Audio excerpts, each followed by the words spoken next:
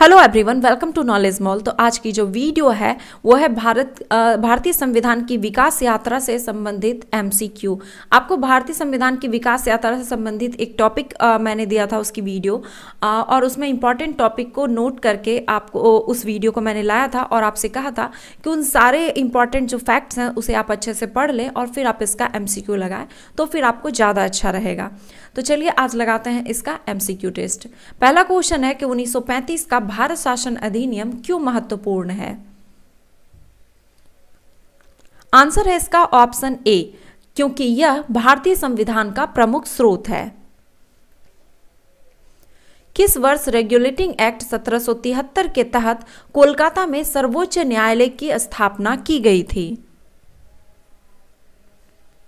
Answer है option B, 1774 में। 1773 के रेगुलेटिंग एक्ट के तहत कलकत्ता में एक सुप्रीम कोर्ट की स्थापना 1774 में किया गया, जिसके अंतर्गत बिहार, बंगाल और उड़ीसा शामिल थे। कलकत्ता में स्थापित प्रथम सुप्रीम कोर्ट 1774 के समय प्रमुख मुख्य न्यायाधीश कौन थे? आंसर है इसका option C, sir Elijah Impey. किसकी अध्यक्षता में प्रथम विधि आयोग का गठन किया गया था? आंसर है इसका ऑप्शन ए, लॉर्ड मैकाले की अध्यक्षता में। निम्नलिखित में से किस अधिनियम द्वारा भारत के गवर्नर जनरल को अध्यादेश जारी करने की शक्ति प्रदान की गई?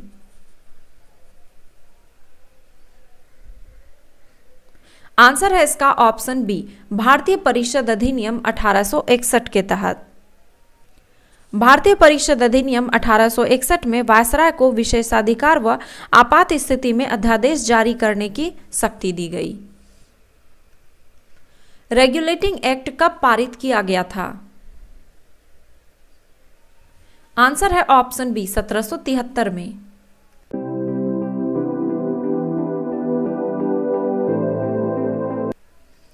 महारानी विक्टोरिया को भारत की साम्राज्ञी कब नियुक्त किया गया?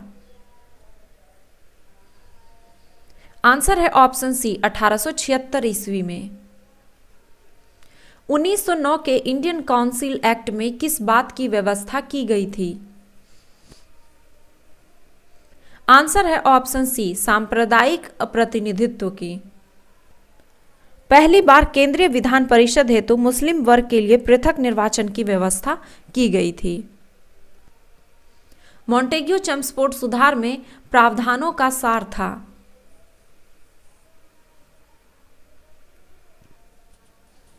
आंसर है इसका ऑप्शन बी, प्रांतों में दोहरा शासन।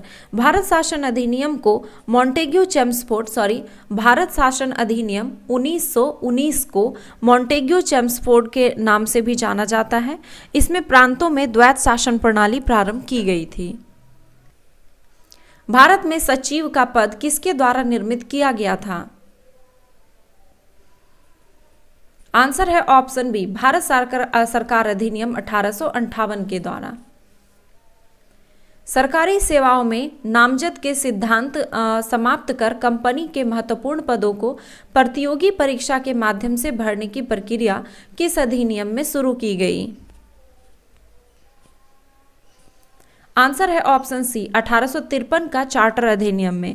चार्टर अधिनियम 1853 के अनुसार पहली बार सिविल सेवाओं में भारतीयों को शामिल करने का प्रावधान किया गया एवं महत्वपूर्ण पदों को प्रतियोगिता परीक्षा के माध्यम से भरने की व्यवस्था की गई।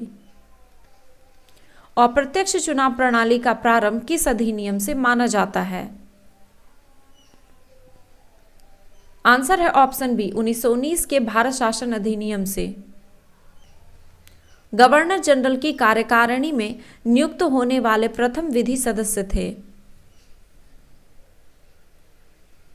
आंसर है ऑप्शन डी, सत्येंद्र प्रसाद सिन्हा। किस अधिनियम द्वारा केंद्रीय विधान परिषद में मुस्लिम वर्ग के लिए पृथक निर्वाचन की व्यवस्था की गई? आंसर है ऑप्शन ए, 1909 के भारत शासन अधिनियम में। बाल्कन प्लान किस अधिनियम से संबंधित है? आंसर है ऑप्शन डी 1947 के भारतीय स्वतंत्रता अधिनियम से। इस योजना का विवरण माउंटबेटन ने जवाहरलाल नेहरू के सामने रखा था, जिसे उन्होंने अस्वीकार कर दिया। बताया ये भारत में बालकनीकरण को आमंत्रित करेगी और जिससे हिंसा भड़केगी। एक संघीय व्यवस्था और केंद्र में द्वैत शासन भारत में लागू किया गया था। आंसर है ऑप्शन सी 1935 के अधिनियम द्वारा। इस अधिनियम के तहत सर्वप्रथम संघीय शासन प्रणाली की नींव रखी गई थी। केंद्र में द्वैत शासन की स्थापना अर्थात केंद्र तथा राज्य इकाइयों के मध्य शक्तियों का विभाजन किया गया। राष्ट्रपति के अध्यादेश निर्गत करने की शक्ति प्रेरित है। आंसर है ऑप्शन बी भारत सरकार अधिनियम 1935 में। सीमा आयोग की अध्यक्षता किसने की थी?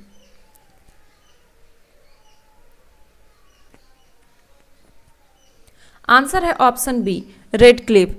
अगस्त 1947 में भारत का विभाजन और भारत पाकिस्तान के बीच सीमा रेखा बनाई गई, जिसका अध्यक्ष रेडक्लिफ को बनाया गया। निम्नलिखित में से किस अधिनियम द्वारा भारतीयों को विधान परिषदों में बजट पर बहस करने की शक्ति प्राप्त हुई? आंसर है ऑप्शन सी भारत परिषद अधिनियम 1892 के द्वारा। परिषदों को शर्तों एवं प्रतिबंधों के साथ वार्षिक बजट पर विचार विमर्श करने तथा प्रश्न पूछने की शक्ति दी गई। भारत के संविधान में केंद्र और राज्य के बीच किया गया शक्तियों का विभाजन निम्न में से किसमें उल्लेखित है? आंसर है ऑप्शन डी भारत शासन अधिनियम 1935 में। किस अधिनियम के द्वारा कंपनी का चीन तथा पूर्वी देशों के साथ चाय के व्यापार का एकाधिकार 20 वर्षों के लिए बढ़ा दिया गया? आंसर है ऑप्शन ए चार्टर अधिनियम 1813 में।